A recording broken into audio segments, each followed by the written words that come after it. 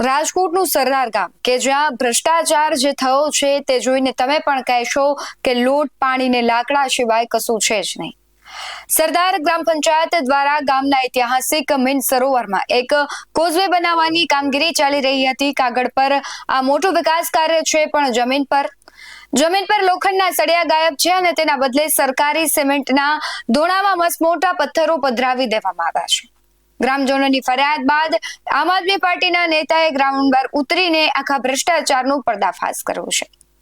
નમસ્કાર, Gujarat BS9 TV ન્યૂઝમાં આપની સાથે હું છું ભગવતી વિશાવડિયા.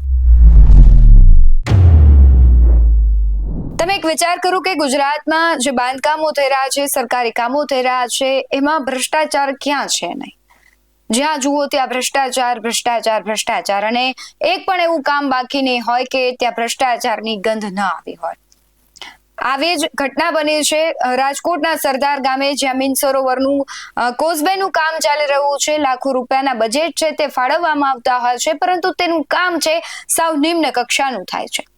નિયમ મુજબ આ RCC નું આખું સ્ટ્રક્ચર હોવું જોઈએ, મજબૂત લોખંડની જાળી હોવી જોઈએ અને સળિયા ફિટ કરવાના હોય છે, જેથી ચોમાસાનો જે પાણીનો પ્રવાહ આવે તો કોઝવે છે તે ટકી શકે.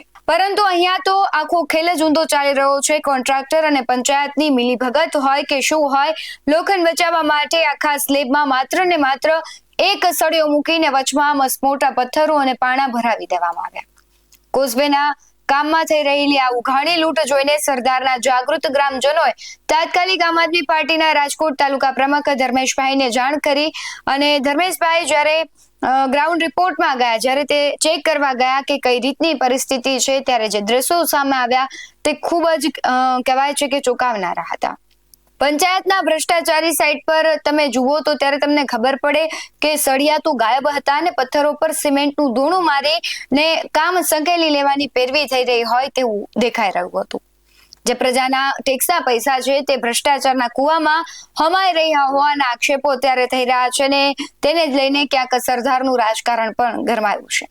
શું કહી રહ્યા છે ધર્મેશભાઈએ તે આખા દ્રશ્યો પણ બતાવવાનો પ્રયત્ન કર્યો હતો કે કઈ રીતે કામમાં ભ્રષ્ટાચાર થઈ રહ્યો છે, તેના પર નજર કરીએ.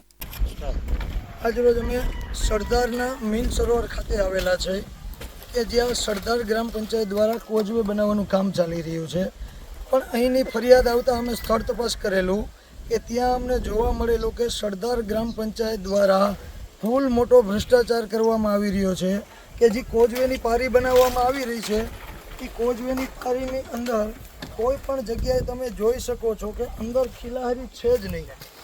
એક સર ખિલાહારીની રાખી અને આ લોકો ભ્રષ્ટાચારનું કામ કરી રહ્યા છે. આપ જોઈ શકો છો અંદર મસ્ત મોટા પાણા નાખી રહ્યા છે, જે અમે તમને દેખાડી રહ્યા છીએ કે જો આથી મોટો તો ગ્રામ પંચાયતનો ભ્રષ્ટાચાર શું કહી શકાય.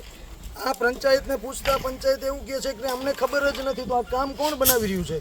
અને હાલ કામદારોને પૂછતા અમને જાણવા મળ્યું છે કે સરદાર ગ્રામ પંચાયતના સદસ્યના પતિ જયદીપભાઈ ઢાકેચાનું આ કામ રાખવામાં આવેલું છે.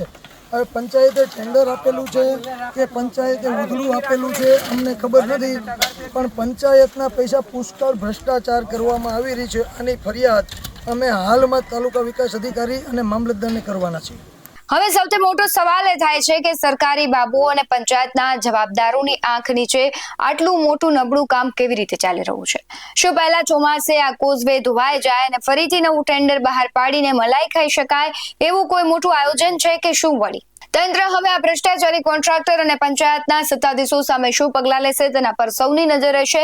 પરંતુ એક વાત તો અહીંયા છે કે સરકારી જે કામો છે, ટેન્ડર બહાર પાડતા હોય કોન્ટ્રાક્ટરોને કામ સોંપવામાં આવે, એ કામોમાં ક્યાંક છે ગુણવત્તા નબળી દેખાતી હોય છે. પછી રાજકોટનો સાંઢિયા પુલ હોય કે પછી કોઈ અન્ય પુલ કેમ ન હોય કે પછી નાના એવા વિકાસ કાર્યો કેમ ન હોય, દરેક જગ્યાએ કંઈક ને કંઈક ક્ષતિ રહી જાય છે અને તેને જ લઈને ક્યાંક એવા અકસ્માતો બને છે, ક્યાંક એવી અઘટિત ઘટનાઓ બને છે જેનો ભોગ છે સામાન્ય લોકોને બનવું પડે છે.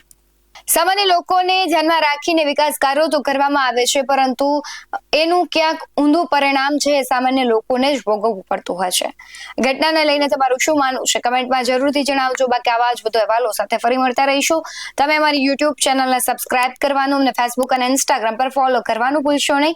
બાકી અવનવી અપડેટ્સ મેળવવા માટે આપ જોતા રહો BS9 ટીવી ન્યૂઝ. નમસ્કાર.